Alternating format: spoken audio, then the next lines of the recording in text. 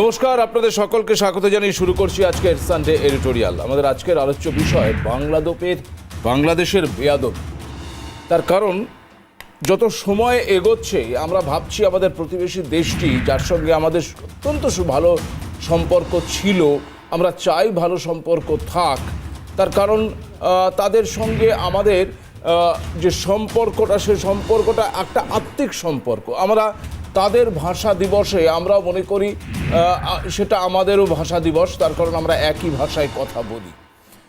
আমাদের অনেক মানুষের মানে অত্যন্ত আমাদের এ বাংলায় যারা থাকেন তাদের অনেক আত্মীয় এখনও হয়তো ও বাংলায় রয়েছেন, ফলে একটা আত্মিক যোগাযোগ সেখান থেকে আছে।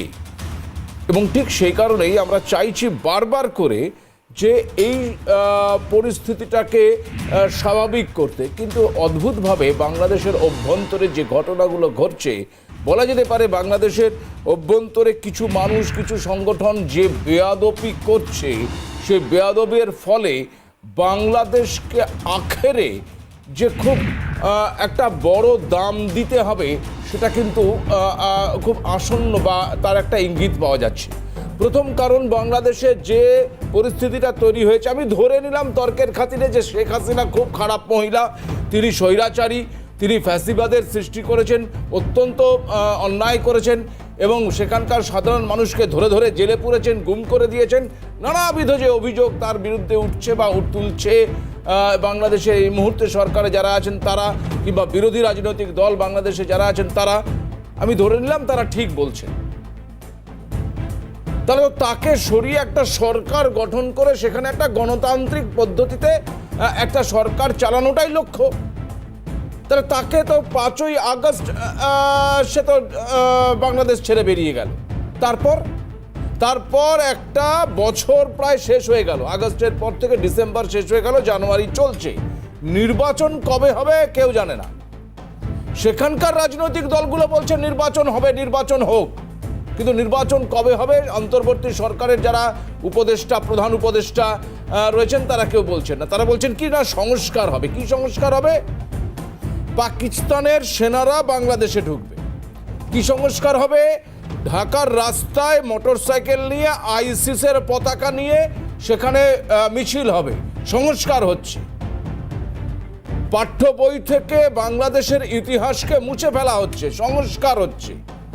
কি সংস্কার হচ্ছে না, রাস্তায় নেমে ইসলামিক কিছু সংগঠন স্লোগান দিচ্ছে নো বিফ লেখা রেস্টুরেন্টকে বয়কট করুন।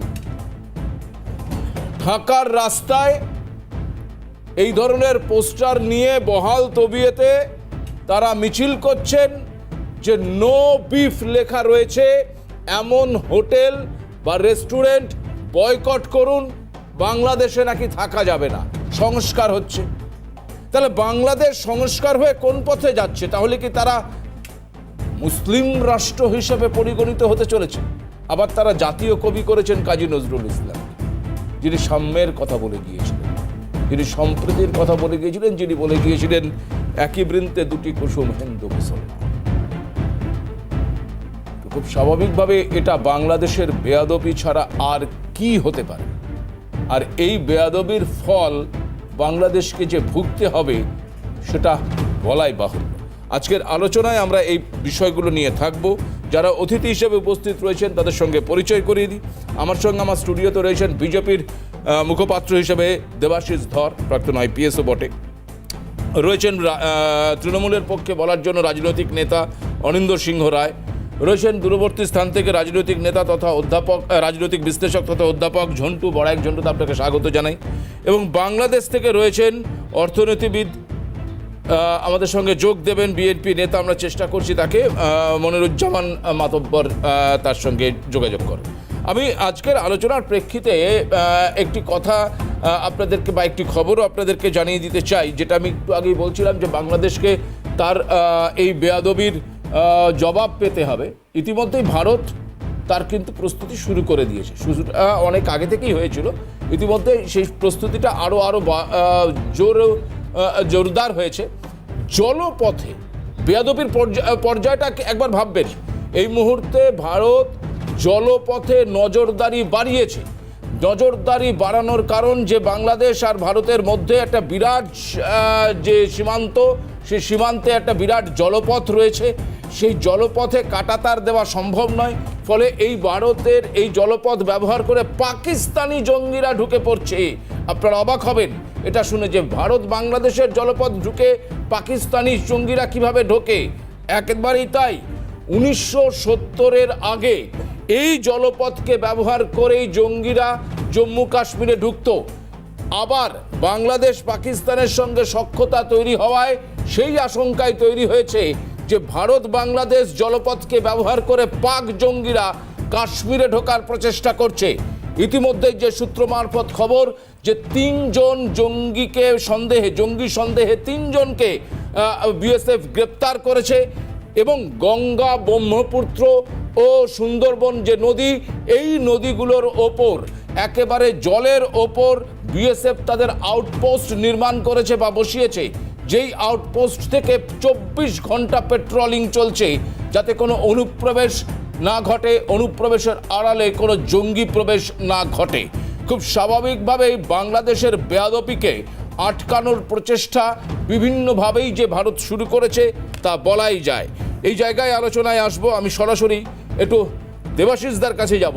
দেবাশিসদা, এই যে বাংলাদেশের বেয়াদবি, যে তারা নিজেরা করছে, নিজেরা ভারত বিদ্বেষ স্লোগান দিচ্ছে, সেখানে হিন্দু সনাতনীদের উপর আক্রমণ হচ্ছে, যা যা যা যা হচ্ছে আপনি খুব ভালো করে জানেন, আমি নতুন করে আর ব্যাখ্যা করছি না। এরপর তারা আমাদের আরেক অন্যতম শত্রুপক্ষ পাকিস্তানকে সুযোগ করে দিচ্ছে তাদের জঙ্গিদের নিজের দেশে ডেরা বানিয়ে তাকে দিয়ে জলপথে তাকে আমাদের দেশে এন্ট্রান করার। কিভাবে দেখছেন গোটা বিষয়টা? দেখুন, এই পরিকল্পনাটা এরা যে মানে একদিনে হয়নি, এটা খুব স্বাভাবিকভাবে বলা যায়। এবং যদিও স্বাধীনতা বাংলাদেশের আমাদের হাত ধরেই হয়েছিল, ভারতবর্ষের হাত ধরে হলেও এরা যে মানে মনে মনে আমাদের প্রতি ঘৃণা পোষণ করেই ছিল, কোনোদিন আমাদের বন্ধু ভাবেনি। এদের প্রত্যেকটি মুভে কিন্তু সেটা একদম মানে পরিলক্ষিত হয়েছে। তো এই জায়গায় দাঁড়িয়ে একটা জিনিসই বলার মানে আমার মনে হয় উচিত, এদের যে প্ল্যানিং, এদের মধ্যে সবথেকে বড় প্ল্যানিং ছিল দীর্ঘদিন ধরে ভারতবর্ষে এইভাবে অনুপ্রবেশকারী ঢুকিয়ে যে ভিতরে স্লিপার সেল তৈরি করা। কারণ ভারতবর্ষকে ভিতর থেকে যদি খোকলা না করতে পারে তাহলে কিন্তু বাকি যখন এদের আক্রমণের যে পরিকল্পনা এতদিন ধরে তৈরি করেছে, যখন ওই দিক থেকে আক্রমণ শানানোর চেষ্টা হবে, তখন যদি ভারতবর্ষ ভিতরে ইন্টারনালি ডিস্টার্ব থাকে বেশ কিছু জায়গায়, বিশেষ করে পশ্চিমবঙ্গ একটা এমনই একটা জায়গা, সেখানে কিন্তু মানে ডিস্টার্ব করাটা খুব সোজা। তো সেই জায়গায় দাঁড়িয়ে যেহেতু এরা মানে এই বেশ কয়েক বছরে আমার মনে হয় এখন যে পরিসংখ্যান আমরা পাই ইন্টেলিজেন্স রিপোর্ট থেকে, মানে কোটির ওপরে এখন অনুপ্রবেশকারী আমাদের শুধু পশ্চিমবঙ্গেই আছে, তার মধ্যে 7-8 লাখের ওপরে রোহিঙ্গা আছে। তো এই জায়গায় তারা দিনের পর দিন যেটা চেয়েছে যে যখনই বা এই যে আপনারা দেখবেন রিসেন্টলি আমাদের যে ল অ্যান্ড অর্ডার সিচুয়েশান, মানে প্রত্যেকটি কথায় কথায় যে হিন্দু মুসলিম যে সংঘাত বা রায়ট, এটা কিন্তু আমাদের কালচারের মধ্যে ছিল না। আজকে যদি আপনি 20 বছর আগে, 15 বছর আগে, ইভেন কি 10 বছর আগেও পিছিয়ে যান, রিসেন্টলি বিগত 3-4 বছর 5 বছরে প্রত্যেকটি জিনিসের মধ্যে এই ধরনের একটা হিংস্র ভাব, এবং এই যে পোস্টপোল ভায়োলেন্সও যে হয়েছে, এদেরও কিন্তু একটা বিরাট বড় ভূমিকা ছিল। আমি তখন জেলার এসপি ছিলাম, আমি দেখেছি মানে এটা কিন্তু হয়নি যে শুধু বিজেপির লোকেদের ওপরেই আক্রমণ নেমে এসছে, টিএমসির মধ্যেও যারা হিন্দু কমিউনিটির লোক ছিলেন তাদেরও বাড়িঘর ভাঙচুর করেছে, আগুন ধরিয়েছে, দোকানপাট জ্বালিয়েছে, লুট করেছে এবং সর্বোপরি মেয়েদের ওপরে অকথ্য অত্যাচার করেছে, যেটা কিন্তু আমাদের কালচারে, পশ্চিমবঙ্গের কালচারে কোনোদিন ছিল না। তো এই কালচার যখন তৈরি হয়েছে এবং এদের কি আসল উদ্দেশ্য, এটা যখন আমরা বুঝতে পারছি, এটা কিন্তু আমাদের এত বড় সমস্যা। আপনি জানেন যে আমাদের সর্বোচ্চ আদালত সুপ্রিম কোর্ট এই ব্যাপারে অলরেডি আসামের ক্ষেত্রে অনুপ্রবেশকারী কারা তার একটি স্পেসিফিক মামলার ক্ষেত্রে একদম সুনির্দিষ্ট রায় দিয়েছে। তো আমাদের কিন্তু দেখুন এখন আমরা কে ভুল কে ঠিক, আমাদের মাননীয় মুখ্যমন্ত্রী বলছেন বিএসএফ লোক ঢোকাচ্ছে, আমাদের তরফ থেকে অনেক বক্তব্য আছে এবং সেটা প্রত্যেকটাই ডকুমেন্টেড ফ্যাক্ট। কিন্তু এই যে দিনের পর দিন সিকিউরিটির যে ল্যাকুনা, তারপরে ধরুন ইন্টেলিজেন্স যারা কাজ করেছে, তারপরে হচ্ছে যারা ওই যে পাসপোর্ট তৈরিতে, জাল পাসপোর্ট তৈরিতে সহায়তা, মানে জাল পাসপোর্ট না সরি, মানে পাসপোর্ট তৈরিতে সহায়তা করা, বাংলাদেশে নাগরিকদের বিভিন্ন ডকুমেন্টেশন দেওয়া, এই যে ভোট ব্যাংকের রাজনীতি, এটা যদি আমরা ভুলে গেছি যে আমি তো শাসন করে চলে যাব, নিয়মে সকলকেই চলে যেতে হবে, বা আমার টেনিওর শেষ হয়ে যাবে, আমার সাকসেসর আসবে, কিন্তু যে প্রবলেম আমি পরবর্তী জেনারেশনের জন্য দিয়ে গেলাম, সেই প্রবলেম কতটা পরবর্তীকালে আমাদের জন্য আঘাত হানতে পারে, মানে একটা দেশের জন্য সভারেন্টি, সিকিউরিটি থেকে আরম্ভ করে সব রকম প্রশ্নে আজকে যদি একটা নতুন মানে যুদ্ধের প্রতি আমরা আবার এগিয়ে যাই, তো এই জায়গাটা যদি আমরা না করতাম আমার মনে হয় ভালো হতো। একেবারেই। আমি আবারও আসবো দেবাশিস দা, আমাদের সঙ্গে যুক্ত হয়েছেন বাংলাদেশ থেকে মোহাম্মদ মনিরুজ্জামান মাতব্বর, অর্থনীতিবিদ। কিছু না, আমাকে জানাচ্ছে যে যান্ত্রিক ত্রুটি হয়েছে, সংযোগটা বিচ্ছুরিত। আমরা চেষ্টা করছি মনিরুজ্জামান মাতব্বরের সঙ্গে যোগাযোগ করতে, বিএনপি নেতা। আমি একটু ঝন্টুদার কাছে যাব এবার, তারপর আমি অনিন্দিতার কাছে আসছি। ঝন্টুদা, বাংলাদেশের বেয়াদপি একটার পর একটা, প্রথমে 4 দিনে কলকাতা দখল করে নেওয়া থেকে শুরু করে শেষ এই যে নো বিফ স্লোগান দেওয়া, তাছাড়া আরও একাধিক বিষয়, এই বেয়াদপিটা করার সাহস বাংলাদেশ পাচ্ছে কিভাবে? না ভাস্করবাবু, এটা বুঝতে হবে জিও পলিটিক্সে বাংলাদেশ হচ্ছে নন স্টেট প্লেয়ার ভূমিকাটা নিচ্ছে। অর্থাৎ ধরুন আমার দেশের একটা ভূখণ্ডকে যদি ডিপ স্টেটের কোনো স্টেট বা একাধিক স্টেট এমন ভাবে ইউজ করে যে ধরুন আমার দেশে একটা আত্মঘাতী হামলা হলো, যে আত্মঘাতী হামলাকারীদের যদি আমি জীবিত বা মৃত আইডেন্টিফাই করতে পারি, আমি ডিপ স্টেটকে খুঁজে পাবো না। আমাদের সরাসরি প্রশ্নটা উঠে আসবে একটা বিশৃঙ্খল বাংলাদেশের দিকে, যেখানে কিছু মৌলবাদী এটা করেছে। অর্থাৎ বাংলাদেশও দায়ী হলেন না, অথচ তার পিছনে থার্ড আইতে কিন্তু দাঁড়িয়ে থাকবে ডিপ স্টেট। বাংলাদেশ এখন নন স্টেট প্লেয়ার, ডিফেন্সের ভাষায় নন স্টেট প্লেয়ারের ভূমিকা নিয়েছে, যেটা এতদিন আফগানিস্তান বা তালিবান অকুপাইড যে পার্টটা, সেখানে ভারতে জঙ্গিদেরকে Pakistan, deep state Pakistan use করতো আমাদের জম্মু কাশ্মীরকে একদম আনস্টেবল করে দেওয়ার জন্য। ফলে আমরা আইডেন্টিফাই করতে পারতাম না। দেখুন কাসব ধরা পড়ার পরে জীবিত, তারপরে আমরা উচ্চ আদালতে কিন্তু আন্তর্জাতিক আদালতে প্রমাণ করতে পেরেছিলাম বাংলাদেশের পিছনে, পাকিস্তানের পিছনে যুক্ত ডিপ স্টেট পাকিস্তান। কিন্তু এতদিন পর্যন্ত আমরা কিন্তু আন্তর্জাতিক মঞ্চে কোনোভাবে এস্টাবলিশ করতে পারতাম না এই নাগরিকরা, এই যে যারা জম্মু কাশ্মীরে 3 ডেকেডস একটা অস্থিরতা তৈরি করেছে, লক্ষ লক্ষ মানুষকে মেরেছে, এই পাটটা পাকিস্তানের যুক্ত থাকার প্রমাণ আমরা কিন্তু ইন্টারন্যাশনালি ক্ল্যারিফাই করতে পারিনি। এটা নিয়ম যে আন্তর্জাতিক মঞ্চ শুধুমাত্র কতগুলো কথার ভিত্তিতে দাঁড়িয়ে থাকে না, এই সুযোগটা কিন্তু ওরা নিচ্ছে। দেখুন কাশ্মীরে ঢোকার রাস্তা প্রায় বন্ধ, 370 উইথড্রন হওয়ার পরে কাশ্মীরে মুখ ভোতা হয়ে গেছে পাকিস্তানের। এখন তারা একটা নন স্টেট প্লেয়ার চাইছে, এই নন স্টেট প্লেয়ারটা কিন্তু তাদের সুবর্ণ সুযোগ বাংলাদেশ। দেখবেন এই বাংলাদেশের আভ্যন্তরীণ পরিকাঠামো, যে মৌলবাদীদের একটা ভয়ানক ধরনের পেনিট্রেশন, এটা করার জন্য কারণই হচ্ছে পাকিস্তান চাইছে ভেতরটা আগে তৈরি করতে। বাংলাদেশ যদি মৌলবাদীদের আশ্রয় দেওয়ার প্রশ্নে তৈরি হয়ে যায়, তাহলে নেক্সট যে স্টেপটা থাকবে সেটা হচ্ছে ওখানে আশ্রয় নিয়ে মহাল তবিয়েতে ভারতকে ডিস্টার্ব করা, অর্থাৎ নর্থ ইস্টের ওই পার্টটা, যেই পার্টটাকে আমরা পরিষ্কার বলি 7 সিস্টার, সেদিক দিয়ে পেনিট্রেট করা। এই জায়গায় কিন্তু এখন বাংলাদেশ রিফর্ম স্টেজে আছে, অর্থাৎ মৌলবাদীদের স্বর্গরাজ্য তৈরির একটা যে রিফর্ম স্টেজ। তাই দেখবেন এই যে ছোট ছোট খুচরো যে ঘটনাগুলো, হিন্দুদের হামলা, সংখ্যালঘুদের হামলা, নোভিপ, তারপরে এই যে আইএস, এগুলো কিন্তু জাস্ট তৈরি হওয়া রিফর্ম স্টেজ। দেখবেন এটা ঠিক তালিবান যখন সোভিয়েতের পার্ট ছিল, চেচেন সোভিয়েতের পার্ট ছিল, ঠিক একইভাবে আফগানিস্তানকে ডিপ স্টেটের নো স্টেট প্লেয়ার করেছিলেন আমেরিকা কোল্ড ওয়ারের সময়। আপনার বোধহয় খেয়াল আছে, ঠান্ডা যুদ্ধের সময়, সেই সময় কিন্তু তালিবান প্রথমেই হামলা করেনি রাশিয়ার উপরে, তারা তৈরি করেছিল আগে নিজেদের পরিকাঠামো। তাই নাজিমুল্লাহকে প্রকাশ্যে, উদারপন্থী রাষ্ট্রপতি ডক্টর নাজিমুল্লাহকে প্রথমেই হ্যাং করা হয়েছিল। এটা ভেতরের রিফর্ম স্টেজ। বাংলাদেশ এই রিফর্ম স্টেজটা যাচ্ছে, এই রিফর্ম স্টেজটা যাওয়ার পরে নেক্সট টু নেক্সট টার্গেট হবে ভারত। এই যে একটু আগে পুলিশ কর্তা বলছিলেন, উনি পুলিশে ছিলেন, ওনার টেকনিক্যাল টার্মগুলো জানা আছে, যে ভারত এবং বাংলাদেশ এবং পাকিস্তানের যৌথ ফোর্সের একত্রিত ভাবেও ভারতকে সরাসরি মোকাবিলা করার ক্ষমতা নেই, ওরা জানে। তাই ওরা স্লিপার সেলের মাধ্যমে এখানে একটা কিন্তু এমন লড়াই করবে যে লড়াইটায় ভেতরে আমাদের দেশের শত্রু বিভীষণ হয়ে তাদেরকে হেল্প করার জন্য লোক আছে, এদের কাছে একদম স্পেসিফিক রিপোর্ট। মানে এই যে স্ট্রাকচারাল পার্টটা, বাংলাদেশ এই স্ট্রাকচারাল পুনর্গঠনটা করছে মৌলবাদীরা। দেখুন, পাকিস্তান যদি মদতও দেয়, যদি বাংলাদেশের ভেতরের মানুষের মনটা সেই বাঙালি জাতীয়তাবোধে আবদ্ধ থাকে, তাহলে কিন্তু পাকিস্তান সহজভাবে বাংলাদেশকে ব্যবহার করতে পারবে না। এই জন্য দেখবেন মুক্ত মনা একেবারে আমি ঝন্টুদা ঠিক এইখানটা থেকেই আপনার কথার খেই ধরেই আমাদের সঙ্গে যুক্ত হয়েছেন বাংলাদেশ থেকে মোহাম্মদ মনিরুজ্জামান মাতব্বর, অর্থনীতিবিদ তথা কারা নির্যাতিত বিএনপি নেতা। আপনাকে স্বাগত জানাই আজকের আমাদের আলোচনায়। এতক্ষণ যা আমরা আলোচনা করছিলাম মনিরুজ্জামান সাহেব, খুব প্রাসঙ্গিকভাবে বাংলাদেশে যে বিষয়গুলো ঘটছে তাতে বাংলাদেশের এই লাফালাফি দাপাদাপি বেয়াদপি আমরা দেখতে পাচ্ছি। আমরা গতকালকে ঢাকার মতন শহরে রাজপথে দেখছি কিছু মানুষ পরিষ্কার একটা ফেস্টুন নিয়ে মিছিল করছে, নো বিফ। খাবার যেখানে লেখা রয়েছে সেই হোটেল বর্জন করুন, সেই হোটেলে যাবেন না, অর্থাৎ সব হোটেলে বিফ রাখতে হবে। দেখুন, খাওয়া নিয়ে প্রশ্ন নয়, কিন্তু ঘটনা হচ্ছে সেখানকার হোটেলগুলো নো বিফ লিখে রাখে এই কারণে যাতে সেখানে হিন্দু শুধু নয়, খ্রিস্টান, বৌদ্ধ আরও যারা রয়েছেন তারা প্রত্যেকে এসে খেতে পারেন সেই জায়গার জন্য। আপনারা সেটাকে অমিট করে দিতে চাইছেন।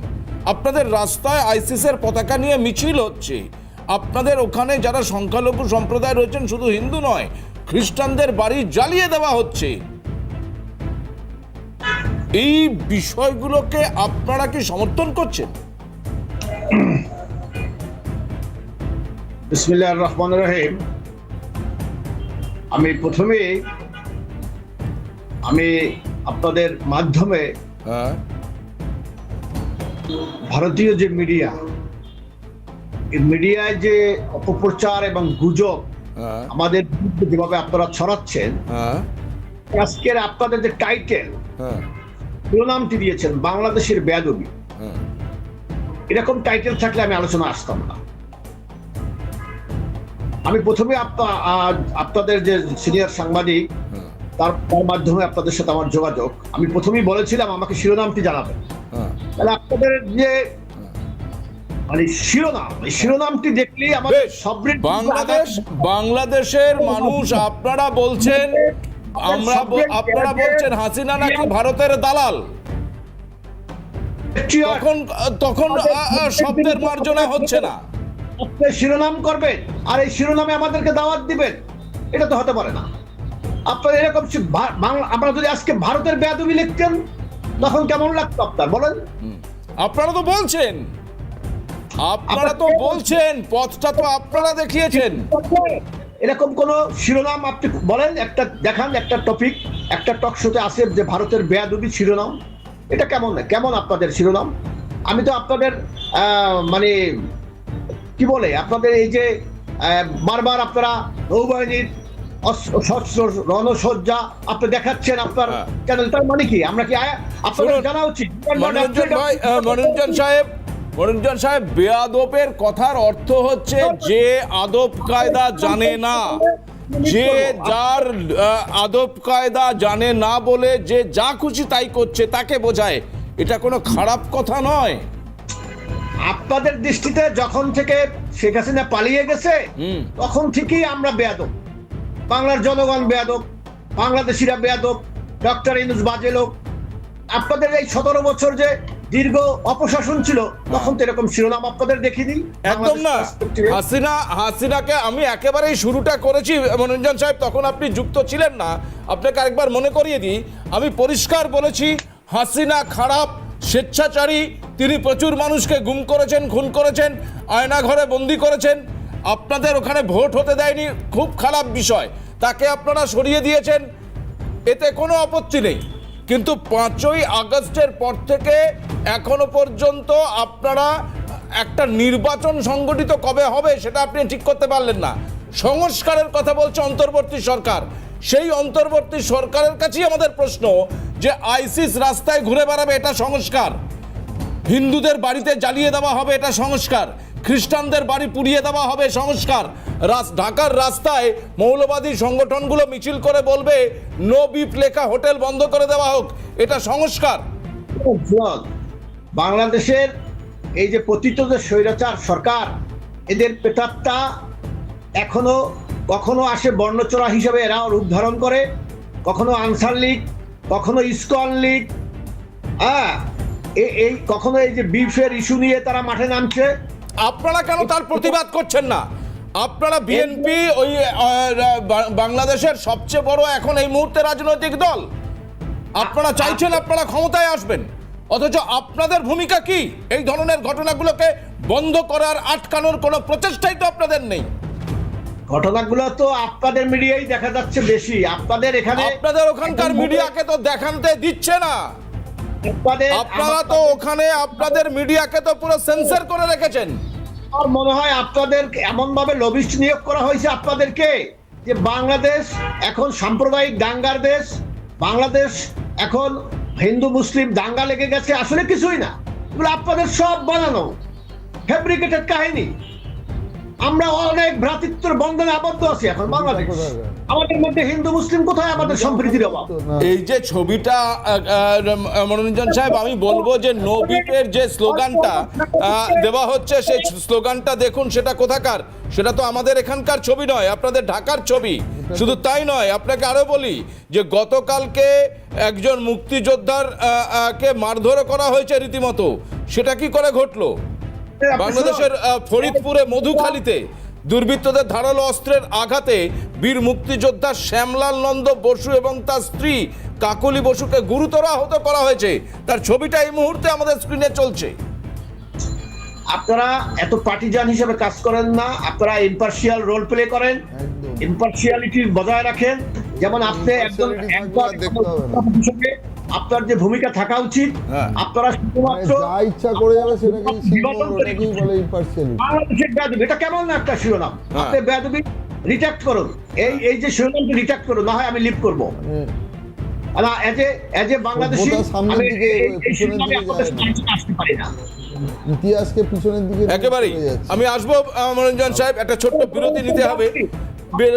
একটু আগে দেবাশিস দা আপনি বলছিলেন যে ভারতের হাত ধরেই বাংলাদেশ তৈরি হয়েছে, কিন্তু গতকাল আমরা দেখলাম ভারতের এই ঘটনাকে কেন্দ্র করে জাতীয় নাগরিক কমিটির মুখ্য সংগঠক বাংলাদেশের সার্জিস আলম, তিনি বলছেন বাংলাদেশের জন্য নয়, সেভেন সিস্টারকে রক্ষা করতেই ভারত মুক্তিযুদ্ধে নাকি অংশগ্রহণ করেছিল।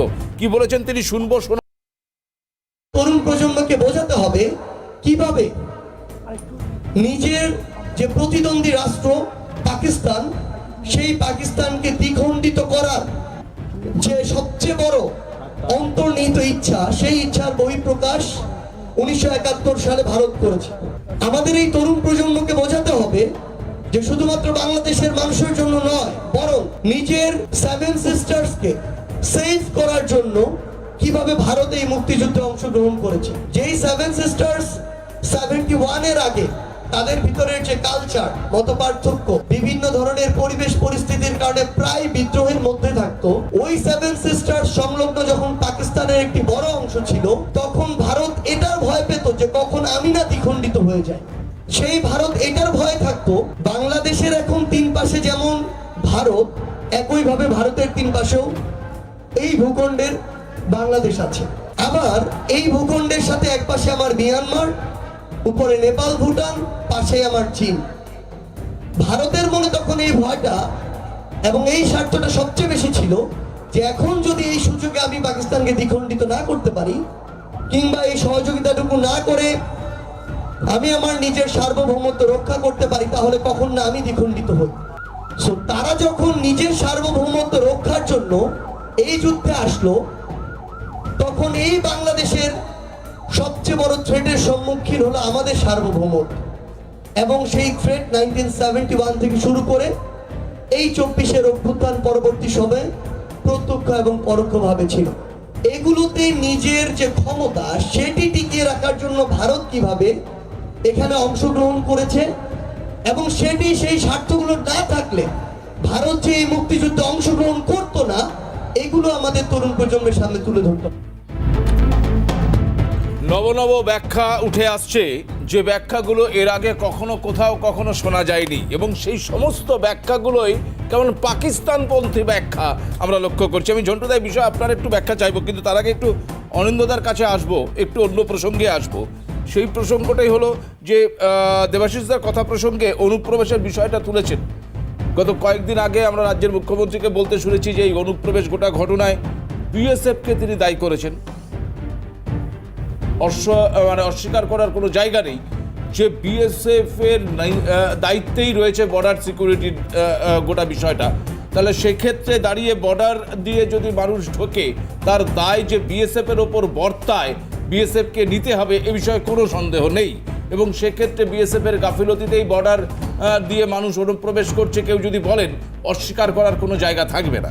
কিন্তু তথাপি প্রশ্নটা দ্বিতীয়, যে এই অনুপ্রবেশ আমি ধরে নিলাম বিএসএফ এর গাফিলতিতে ভারতে ঢুকে পড়ল, কিন্তু কাদের বদান্যতায় এখানে এসে ভোটার কার্ড পাচ্ছেন, কাদের বদান্যতায় তারা এখানে এসে বসবাস করার সুযোগ পাচ্ছেন? অনিন্দদা, আমি আপনাকে বলি, প্রথমত আপনি যেটা বললেন ঠিক কথা, বিএসএফ ফেলিওর, তার জন্য লোকটা এখানে ঢুকে পড়লো। বিএসএফের কিন্তু আগে 15 কিলোমিটার রেডিয়াসের মধ্যে তাদের কার্যকলাপ করতে পারতো, এখন সেটা 50 হয়েছে। তথাপি যদি ঢুকে গেল, এবার তারা কি করে, জাল তারা কাগজপত্র তৈরি করে আসল পাসপোর্ট তৈরি করছে। আবার বলি আপনাকে, জাল কাগজপত্র, আজকে যে পাসপোর্ট তৈরি করতে যে যে ডকুমেন্টগুলো দরকার সেইগুলো জাল তৈরি করছে। এবং পাসপোর্ট অফিস সেন্ট্রাল গভর্নমেন্টের কিন্তু, হ্যাঁ, তারা আমি একটু ইন্টারাপ্ট করে, পাশের যে ছবিটা দেখছেন অনিন্দদা, এটি একটি প্রাক্তন এসআই এর ছবি, যিনি রিটায়ার্ড করেছেন, যাকে গ্রেপ্তার করা হয়েছে ভুয়ো পাসপোর্ট তৈরির চক্রের সঙ্গে যুক্ত থাকার জন্য। একদম, আমি আপনাকে বলি, দুটো ধরনের ভেরিফিকেশন হয়। একটা হচ্ছে ডকুমেন্ট, পাসপোর্ট অফিসে যখন আপনি পাসপোর্ট বানাতে যাচ্ছেন তখন ওইখানে অফিসার বা ওরা আপনার ডকুমেন্টগুলো ভেরিফাই করে। দ্বিতীয়, তারপরে পুলিশ ভেরিফিকেশন হয়। একদম ঠিক বলেছেন, কিছু সংখ্যক পুলিশ যারা কাজে গাফিলতি করেছে, নিঃসন্দেহে তাদের শাস্তি হওয়া উচিত। ঠিক যেভাবে কিছু সংখ্যক বিএসএফ তাদের কাজে গাফিলতি করেছে। দেখুন, আজকে গাফিলতি না থাকলে তো হয় না। আমি তো দেখুন, এখানে সেন্ট্রাল গভর্নমেন্ট স্টেট গভর্নমেন্টের ব্যাপার নয়, এটা আমার দেশের ব্যাপার। সেখানে সেন্ট্রাল গভর্নমেন্টের কিছু লোক হোক কি স্টেট গভর্নমেন্টের কিছু লোক হোক, যারা এই কাজ করেছে তাদের আইডেন্টিফাই করে তাদেরকে শাস্তি দিতে হবে। আমার বক্তব্য হচ্ছে, আমি ধরে নিলাম পুলিশ ভেরিফিকেশনে সত্যি কিছু জায়গায় গাফিলতি হয়েছে এবং সেটা আইডেন্টিফাই করা গেছে, কিন্তু পাসপোর্ট অফিসে যখন আমার সার্টিফিকেট দেখতে চায়, যখন আমার সার্টিফিকেটগুলো দেখছে সেইগুলো জাল কিনা সেটা তারা বুঝতে পারছে না, সেটা তারা জানতে পারছেন না। এই জায়গাটাই বুঝতে হবে আপনাকে। আমাদের আমি আবার একটু ইন্টারাপ্ট করছি অনিন্দদা, আপনি বললেন যে আমি জাল সার্টিফিকেট, জাল আধার কার্ড, জাল প্যান কার্ড সব কিছু নিয়ে গিয়ে আমি পাসপোর্ট অফিসে দিলাম, পাসপোর্ট অফিসে যারা বসে রয়েছে তারা বুঝতে পারছেন না। ঠিক আছে, আপনি প্রশ্ন তুলতে পারেন, কিন্তু উল্টো এই প্রশ্নটা তুলছেন না কেন যে কাদের বদান্যতায় ওই জাল আধার কার্ড, জাল প্যান কার্ড, জাল ভোটার কার্ডটা তৈরি হয়ে গেল? দেখুন, কিছু সংখ্যক লোক থাকে যারা এই 2 নম্বরই কাজ করে, সারা দেশে সারা বিশ্বে আছে। তারা রাজনীতির সঙ্গে যুক্ত অরিন্দদা? না, এখানে রাজনীতি কোথা থেকে আসছে? আজকে কি কোনো হয়নি, মানে ধরুন আপনি যদি কোনো একটা পার্টিকুলার দলকে বোঝাতে চান, দ্যাট ইট, আগে কি হয়নি আমি একটু দেখাচ্ছি, আগে কি হয়নি। আমি আমার পিসিআর টিমকে বলবো, 2005 সালে তৎকালীন সাংসদ মমতা বন্দ্যোপাধ্যায় সংসদে নেমে এই সেম অনুপ্রবেশ ইস্যুতে কাগজ ছুঁড়ে দিয়েছিলেন, ক্ষোভ প্রকাশ করেছিলেন, রীতিমতো কেঁদে পর্যন্ত ফেলেছিলেন সংসদে। আমি সেই ছবিটাকে একবার একটু দেখানোর চেষ্টা করব দর্শকদের, আপনাদেরকে মনে করিয়ে দিই, এটা 2005 সালের ছবি। মমতা বন্দ্যোপাধ্যায় বাংলায় তখন বিরোধী নেত্রী, এবং তিনি বাংলায় অনুপ্রবেশ নিয়ে তীব্র ক্ষোভ প্রকাশ করছেন সংসদে, এবং বাংলায় এই অনুপ্রবেশকারীদের সেই একইভাবে ভোটার কার্ড পাইয়ে দিয়ে ভুয়ো ভোটার তৈরি করা হচ্ছে।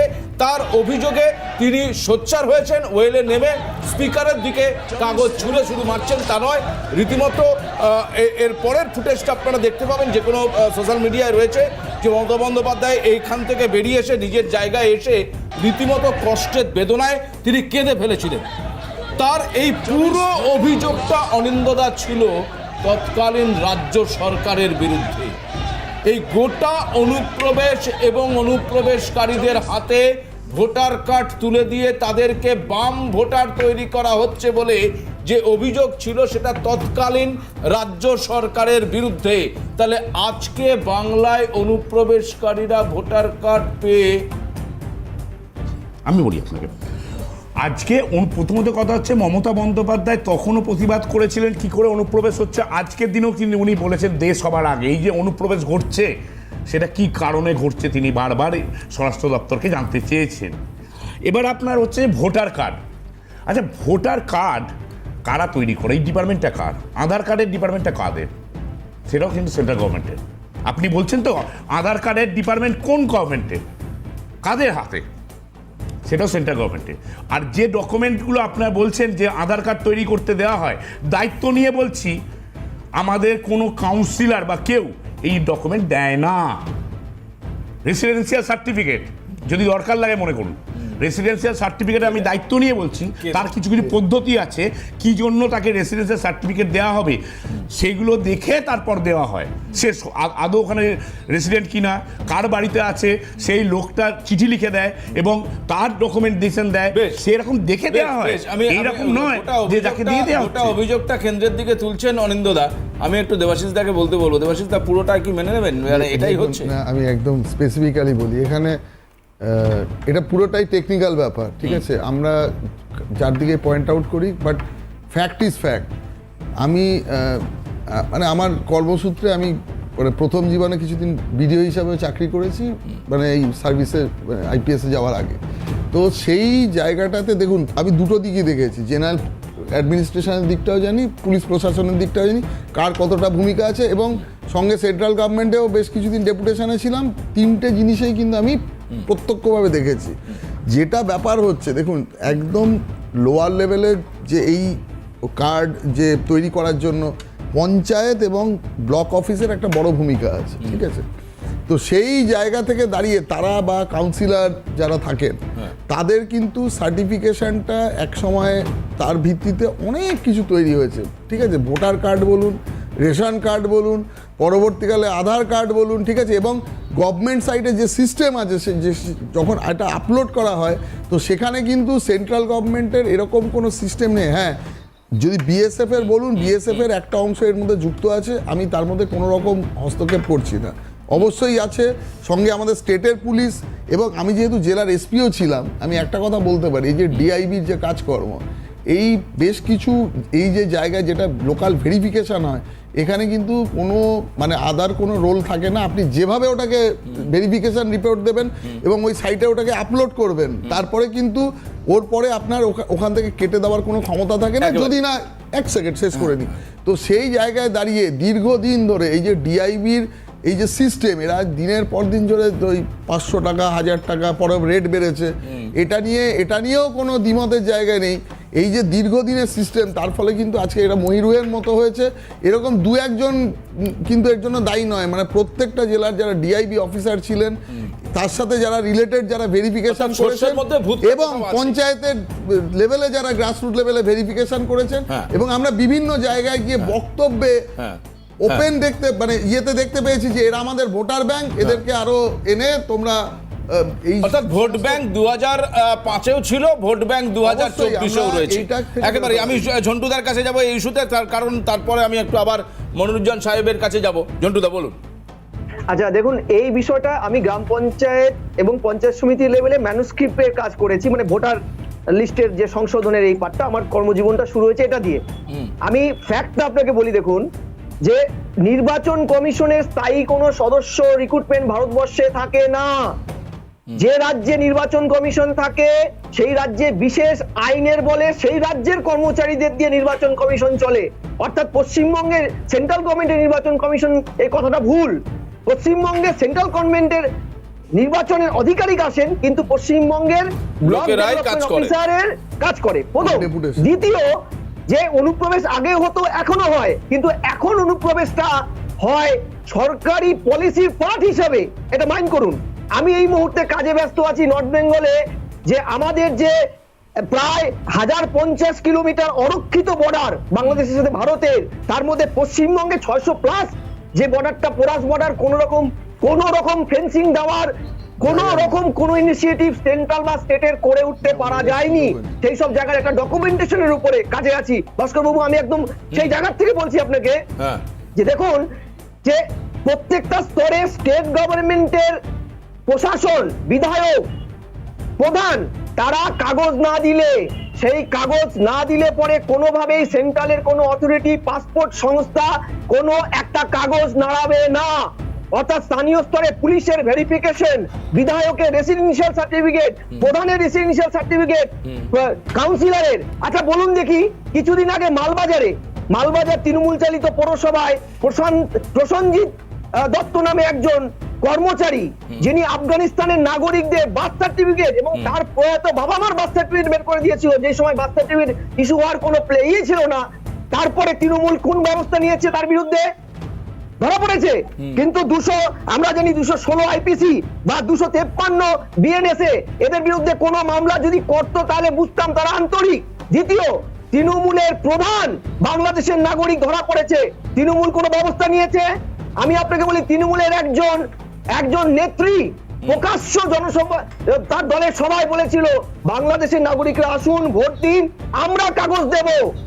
এই যে প্রত্যেকটা স্তরে পলিটিক্যালি ভোট ব্যাংকটাকে শার্পলি রাজনৈতিক ইস্যুতে ব্যবহার করে অনুপ্রবেশের জন্য মুক্তাঞ্চল। এক কথা, যে সেন্ট্রাল গভর্নমেন্টের স্বরাষ্ট্র মন্ত্রক রিপোর্ট দিয়েছিল মমতা ব্যানার্জিকে, তৎকালীন ইউপিএ সরকার, বিজেপি কথা বলুন ঝন্টুদা, আজকে অনুপ্রবেশ কি শুধু পশ্চিমবঙ্গে, ত্রিপুরা হচ্ছে না, আসামে হচ্ছে না, তারপর সেখানে কি স্টেট গভর্নমেন্টের ফেলিওর? আমাকে তথ্য দিয়ে বলতে দিন।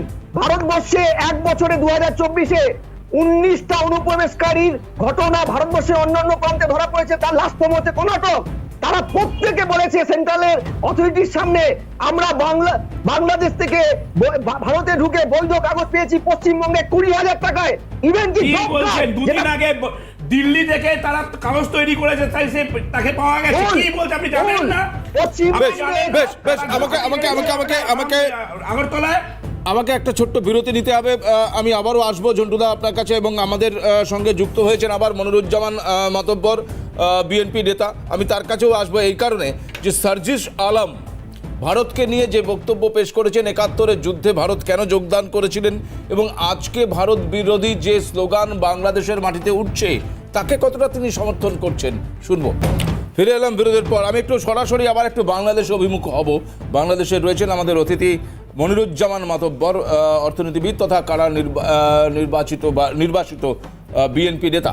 আমি স্যার আপনার কাছে সরাসরি প্রশ্ন, কিছুক্ষণ আগে আমরা শুনলাম যে সার্জিস আলম সে একটি বক্তব্য পেশ করেছে গতকালকে, সেখানে বলছে যে 71-এর যুদ্ধে বা মুক্তিযোদ্ধাকে বা যুদ্ধকে ভারত যে সমর্থন করেছিল, তিনি যুক্তি দিচ্ছেন আজকে যে ভারত তার নিজের স্বার্থে 7 সিস্টারকে বাঁচানোর জন্য নাকি করেছিল।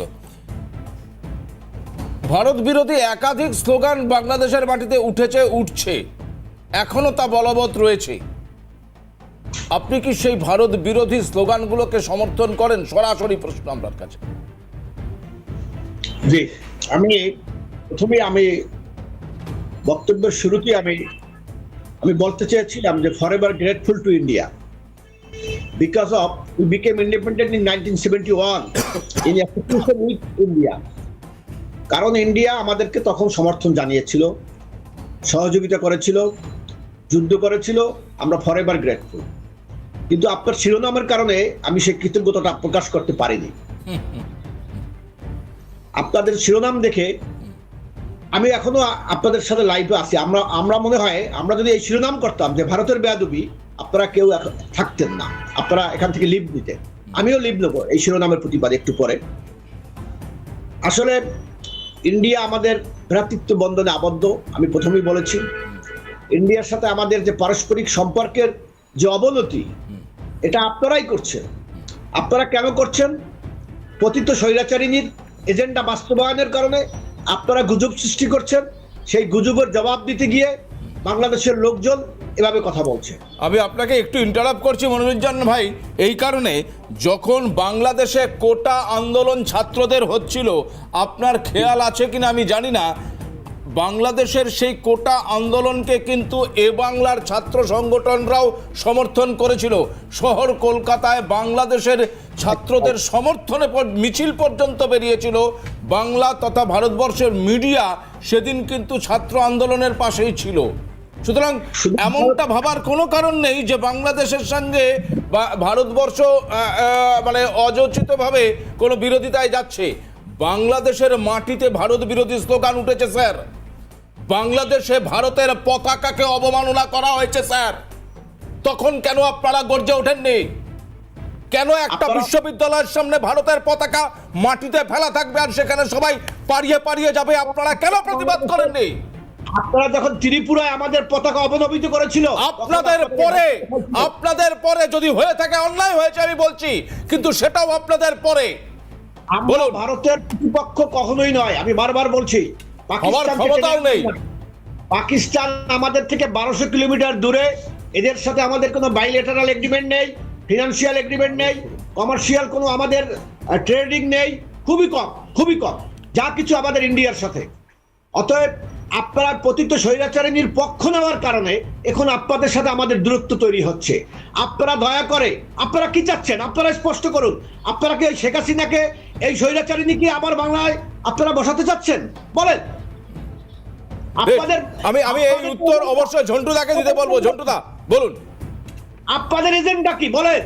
এই যে স্বৈরাচারিণী জনরোষে পালিয়ে গেছে, আপনারা তার পক্ষে ছাপাই গিয়ে আমাদের প্রতিপক্ষ হচ্ছেন কেন?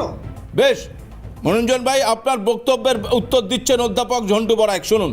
আচ্ছা মাতব্বর বাবু, আপনি বিএনপির নেতা, মানে খুব ভালো লাগছে যে বাংলাদেশের কোন একজন দায়িত্ববান পলিটিশিয়ানের সাথে আমি কথা বলছি, কারণ যারা বসে আছে তারা তো ঘুরপথে বেআইনি ভাবে জনগণের থেকে সম্পূর্ণ বিচ্যুত একটা কিছু লুম্ফেন মৌলবাদী বসে আছে। আমি আপনাকে প্রথমেই বলি, আপনারা তো আয়না বাংলাদেশে, তাই নাকি?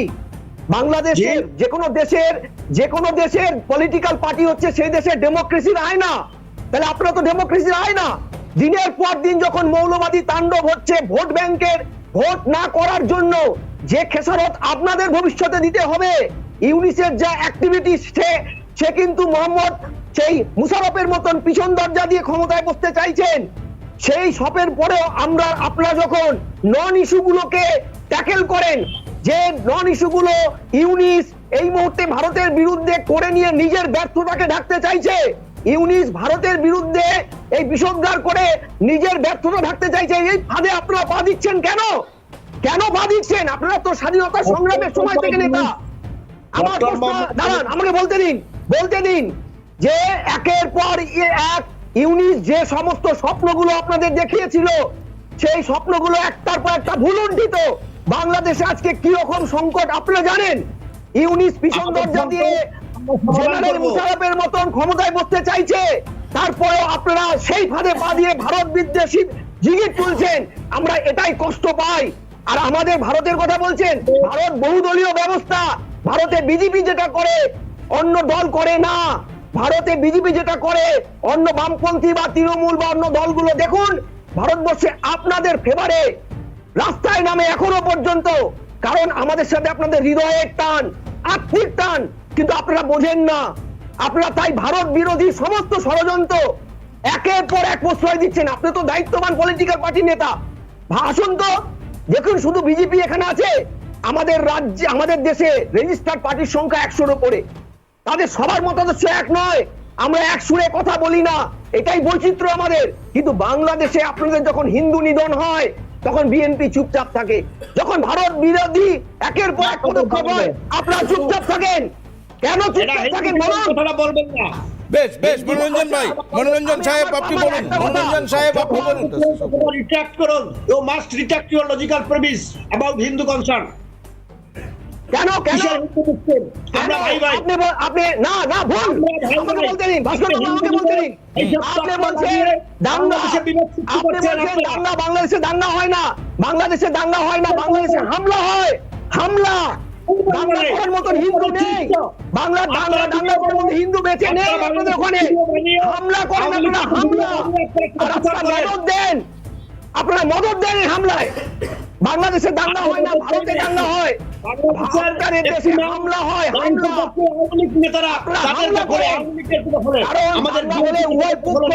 রাস্তায় নামে আপনারা হামলা করেন হিন্দুদের উপরে। 5% হিন্দু বেঁচে আছে, তারপরে বলছেন আপনারা সৌভাতৃত্ব মানেন। সৌভাতৃত্ব মানেন আপনারা? 71-এ 23% হিন্দু আজকে 5% দাঁড়িয়ে গেছে। এরপর ভারতে মুসলিম সংখ্যা পৃথিবীর দ্বিতীয় সর্বোচ্চ মুসলিম ভারতে থাকে, তারা বাড়ছে, আপনারা কমাচ্ছেন, তারপরে বলছেন সৌভাতৃত্ব। তাহলে আপনাদের ওখানে 17 বছর তো আপনাদের ওখানে হামলা হয় না, হামলা হয়, হামলা। এই 17 বছর আওয়ামী লীগ ক্ষমতায় ছিল, তাহলে তো আমরা ক্ষমতায় ছিলাম না। তাহলে হিন্দু যদি ওপার গিয়ে থাকে তাহলে সেটা আওয়ামী লীগের দায়ভার, আমাদের দায়ভার নয়। আপনাদের কোনো দায় নেই, কোনো রেসপন্সিবিলিটি নেই। এখন হিন্দুদের উপর অত্যাচার হচ্ছে। নিজেরাই ছিলাম, আমরা নিজেরাই তো আমাদের সমস্ত রাজনৈতিক দল এবং সমস্ত নিরীহ আমি জনতার এখনের কথা বলছি। বেশ। মাতব্বর বাবু, আমি এখনকার কথা বলছি।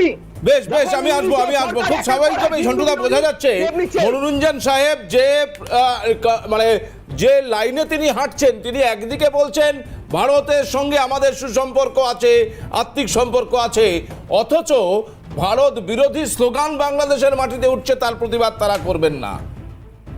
একের পর এক সনাতনী হিন্দু সম্প্রদায়ের উপর হামলা হচ্ছে, তার প্রতিবাদ তারা করবেন না। এ কেমন দ্বিচারিতা, সে নিয়েও প্রশ্ন উঠতে পারে। আমি আসবো সেই আলোচনায়। ফিরে এলাম বিরতির পর। আমি আবারও সেই মনিরুজ্জামান সাহেবের কাছে যাব এই কারণে যে, মনিরুজ্জামান সাহেব, আপনি বলছেন বাংলাদেশের সঙ্গে ভারতের সম্পর্ক খুব ভালো, আপনারা চান ভালো হোক, কিন্তু ঘটনা হচ্ছে যে আপনাদের দেশে যে ঘটনাগুলো ঘটছে তার প্রতিবাদ করা তো দূরস্থ, আপনারা তো তাকে সমর্থন করছেন। তার মানে আপনারা সেখানে হিন্দু নিধনকে সমর্থন করছেন, হিন্দুদের পরিবারের ওপর হামলাকে সমর্থন করছেন, সেখানে যে মৌলবাদীদের দাপাদাপি চলছে তাকে সমর্থন করছেন, আইসিসের পতাকা উঠছে সমর্থন করছেন, একের পর এক জঙ্গিগুলোকে যে জেল থেকে ছেড়ে দেওয়া হয়েছে তাকে আপনারা সমর্থন করছেন।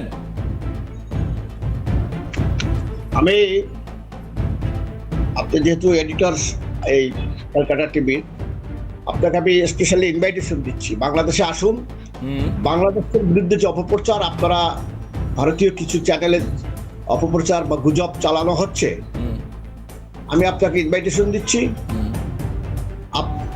আপনি বাংলাদেশে ভিজিট করে তারপরে আপনার সঠিক বক্তব্য তুলে ধরেন। আপনি যদি একজন এডিটর, আপনার যে আজকে শিরোনামটি, এটা আপনার কাছ থেকে আশা করে দিই।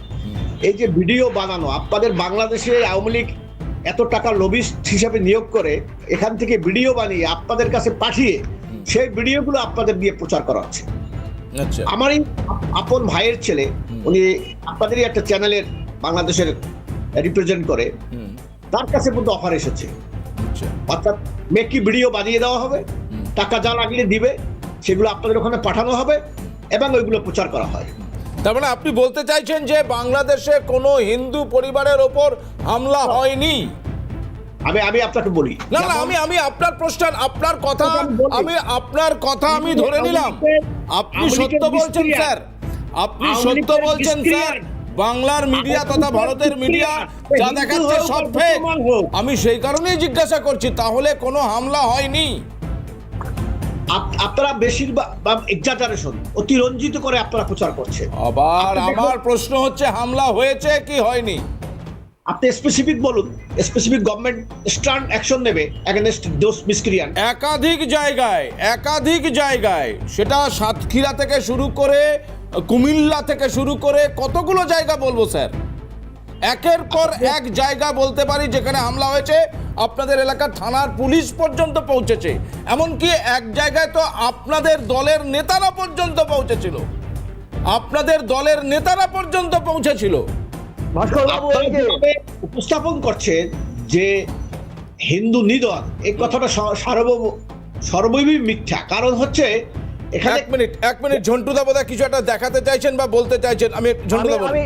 আমার কাছে এই মুহূর্তে রিপোর্ট আছে মাতব্বর সাহেব, যে ঐক্য পরিষদের দেওয়া রিপোর্টের ভিত্তিতে ট্রান্সপারেন্সি ইন্টারন্যাশনাল, যে সংস্থা নিয়ে প্রশ্ন করার অধিকার আপনার আমার কারণেই, এটা ভারতের কোনো মিডিয়া নয় বা ভারত নয়, তারা বলছে 5ই আগস্ট থেকে 20 আগস্ট এই 15 দিনের মধ্যে 2010টি হিন্দু মানে সংঘর্ষের ঘটনা, তার মধ্যে 9 জন হিন্দু স্পটেড মারা গেছে এবং সরকার সেটা পরবর্তীকালে স্বীকার করেছে।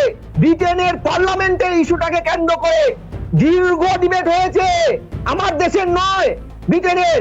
আচ্ছা, আরেকটা কথা বলি মাতব্বর সাহেব, আপনি পড়াশোনা জানেন যে আপনাদের ঢাকা বিশ্ববিদ্যালয়ের বরকত সাহেবের লেখা political economic of reforming agriculture land water policy Bangladesh 2016, সেই বইটা আপনারা ব্যান করেননি, যেখানে বলা হয়েছে যে এখনো পর্যন্ত 1,13,00,000 হিন্দু পালিয়ে গেছে এবং আগামী 22 বছরের মধ্যে, যার মধ্যে 8 বছর কমপ্লিট হয়ে গেছে, 22 বছরে হিন্দু শূন্য হবে বাংলাদেশ।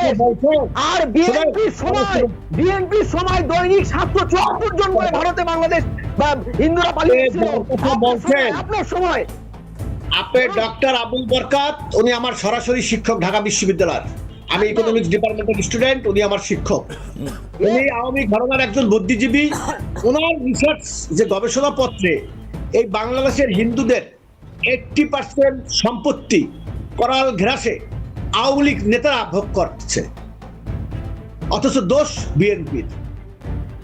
আপনি জানেন এই ডক্টর আবুল বরকাতের গবেষণাপত্র। না, আমি বরকত সাহেব, আপনাদের সময় আপনারা যখন ক্ষমতায় এসেছিলেন তখন 774 জন করে হিন্দু, মানে হাইয়েস্ট হিন্দু পালিয়ে এসছে, এটাও বলেছেন। সেটা নিয়ে কথা বলুন। উনি ম্যাক্সিমাম ইনফরমেটিভ, আমার যদিও স্যার, উনি মিথ্যা গবেষণা বেশি করে, আওয়ামী লীগের পক্ষে ছাপাই গায়। তারপর মানে ওনাদের পক্ষে না হলে বিষয়টা একবারে আসবো আমি ঝন্টু দা আপনার কাছে আসবো, ছেড়ে দিন। ওনাদের পক্ষে না হলে বিষয়টা গন্ডগোলের। বলুন দেবাশিস দা, বলুন। আমি একটা কথাই বলতে পারি, আমার সরাসরি শিক্ষক, উনি আওয়ামী লীগের আমরা প্লিজ বুদ্ধিজীবী, কিন্তু বেশ মনোরঞ্জন ভাই, আপনি 1 মিনিট, আপনি আসছি আপনার কাছে, বলুন দেবাশিস দা। দেখুন, আমরা এখনো পর্যন্ত আবার বলছি, আমাদের যারা সবকটা মানে স্বীকৃত রাজনৈতিক দল আছে, এরকম কোনো নেতা কোনো চ্যানেলে বসে বা কোনো জায়গায় গিয়ে একটাও এরকম যদি কোনো রকম বাংলাদেশের এগেনস্টে স্টেটমেন্ট দেখাতে পারেন, ওই মনিরুজ্জামান ভাই যা বলছেন আমরা মেনে নেব। কিন্তু এই যে সার্জিস আলম থেকে আরম্ভ করে বিভিন্ন, এই যে যাদের ওই অন্তর্বর্তী কি গভর্নমেন্ট না, যার কোনো স্বীকৃতি নেই, মানে সারা ওয়ার্ল্ডে কোনো স্বীকৃতি দেয়নি। যাই হোক, ঠিক আছে, আমি বলেছি আপনার সময় বলিনি, কিন্তু প্লিজ স্টপ। তো এই ইয়েটা শিখুন একটু। তো একটা জিনিস বলি, যে এই যে প্রত্যেক দিন বসে যে এই হিংসা এবং সংঘর্ষ যে ছড়িয়েছেন, দায়িত্ব নিয়ে ছড়িয়েছেন, ঠিক আছে, ওনারা আবার বলছি শুরু করেছেন, খুব ভালো কথা, আমরাও এর শেষ করতে জানি। 71-এ ওনারা সাহায্য চেয়েছিলেন, তার জন্য আমরা স্বাধীনতা জন্য ওনাদের যথেষ্ট সাহায্য করেছিলাম, কিন্তু আমাদের এটা জানা ছিল না কোনোদিন এইভাবে ব্যাকফায়ার করে আসবে। সেই জন্য আমরা সেই শিক্ষা নিয়ে আবার বলছি, আমরা গুটি গুটি পায়ে কিন্তু সন্তর্পণে এগোচ্ছি, একদিন না একদিন 30 সেকেন্ড সময় দেবো আমি আপনাকে। না, আমি একটা কথা বলি, ওই স্যারদের যেটা কথাটা বলছিলেন, দেখুন, বাংলাদেশের সঙ্গে ভারতের সুসম্পর্ক ছিল, আজকের দিনও পর্যন্ত আছে, কিন্তু আপনারা যেভাবে ওখানে সংখ্যালঘুদের ওপর অত্যাচার চালাচ্ছেন, আর চালিয়েও আপনি যেখানে অস্বীকার করছেন, সেটা কাম্য নয়। আজকে আমরা চাই না ওখানে কোনো ঝামেলা হোক, কোনো ঝঞ্ঝাট হোক। আজকে বাংলাদেশ থেকে প্রচুর লোক আমাদের এখানে আসে চিকিৎসার জন্য, থেকে বিভিন্ন কাজে আসে, এখানকার লোকও ওখানে যায়। কিন্তু যেভাবে আজকে আপনারা ওই ঝামেলা করছেন, অশান্তি করছেন, আমরা যেগুলো দেখছি, যেটাকে অস্বীকার করছেন, সেটাকে অস্বীকার না করে যেটা করণীয়, যাতে দেশটা সুস্থ থাকে, এই ঝামেলা যেন না হয়, সেটা করার চেষ্টা করুন। না হলে কিন্তু আখের অসুবিধা একেবারে ঠিক সেইখান থেকে আমাদের আজকের টাইটেলটা বা যা শীর্ষক রয়েছে তার সার্থকতা। মনোরঞ্জন সাহেব, খুব স্বাভাবিকভাবে আজকে আপনাকেও ধন্যবাদ দেবো আমাদের অনুষ্ঠান শেষের দিকে, আমাদের সময় দেওয়ার জন্য এবং কথা বলার জন্য অসংখ্য ধন্যবাদ মনোরঞ্জন মাতব্বর সাহেব, ধন্যবাদ দেবাশিস দা, ধন্যবাদ জানাবো অনিন্দ দা এবং অবশ্যই ঝন্টু দাকে। খুব স্বাভাবিকভাবে যে বেয়াদবি, আমরা বলছি না যে বাংলাদেশের সব মানুষ এই বেয়াদবি করছে, কিছু সংগঠন, কিছু মানুষ এই বেয়াদবি করছে, আর কিছু নেতৃত্ব সেই বেয়াদবিকে সমর্থন করছে, যার ফলে আলটিমেট কিন্তু বাংলাদেশকে বিপাকে পড়তে হবে, সেটা আমরাও চাই না। ফলে খুব দ্রুত যদি বাংলাদেশ শুধরে যায়, সেটা আমাদের পক্ষে নয়, বাংলাদেশের পক্ষে ভালো, নচেত বাকিটা সময় বলবে। সময় বলছে এখন সানডে এডিটোরিয়াল শেষ, আপনারা দেখতে থাকুন সিএন।